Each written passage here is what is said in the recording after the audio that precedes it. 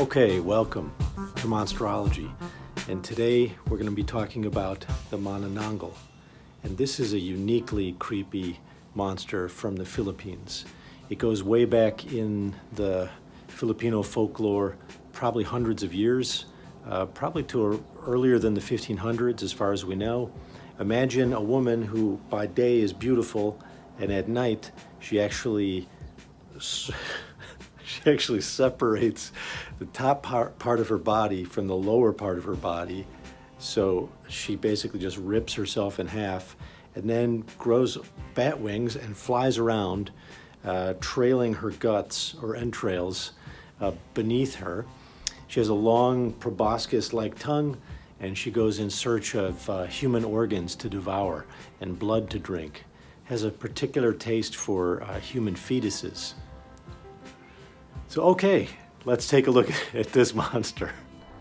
All right, I'm always interested in what the naturalistic origins of monster stories and images are, and first thing you should know is there are many bats and some gigantic bats in the Philippines.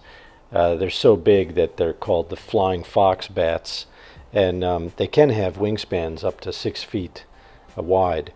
So the first thing I did is I tried to do a kind of a literal drawing of this creature. I imagined some horrifying female with bat wings, and I was doing this in the digital iPad format, so you can see me playing around here with different ideas about background and shading. And it's not a bad drawing. It's fairly grotesque and expressive, but I was not happy with this kind of semi-realistic approach, and I thought I wanted to go for something a bit more like a folklore drawing, out of the folk tradition, something that's not cartoony, but something that's kind of primitive in its execution.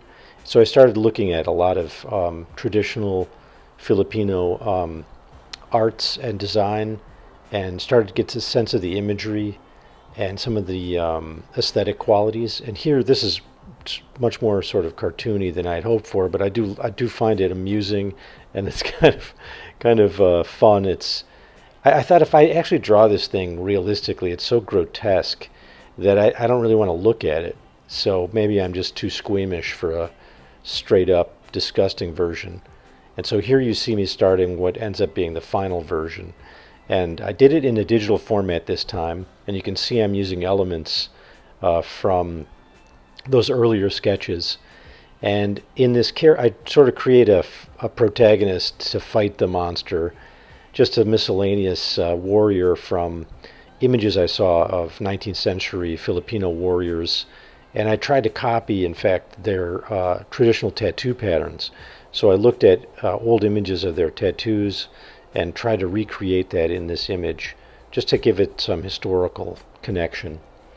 Anyway, that maybe it's worth discussing this creature a little bit more. As I said before, it's got this long tongue, and this tongue basically goes into the human being and eats the organs. The tongue can go through the sleeping mouth or the ear or nose, or I don't know, you can imagine what other orifices this thing can go into. I will leave that up to your imagination. What's interesting is that when the creature leaves its lower half behind, it's in a vulnerable state. So let's say it goes out hunting in the nighttime. It is referred to, by the way, in some very early 16th century missionary documents and diaries. So it's pretty clear that the folk tradition about this creature goes way back. In any case, if it leaves its sort of legs behind, you find them, you can basically kill this creature. What you do is you pour salt and garlic and some holy water over the waist of this creature, like where the sort of cavity is, and this will prevent the top half from rejoining the lower half. And once you've done that, you've essentially killed the creature. It's sort of like staking a vampire.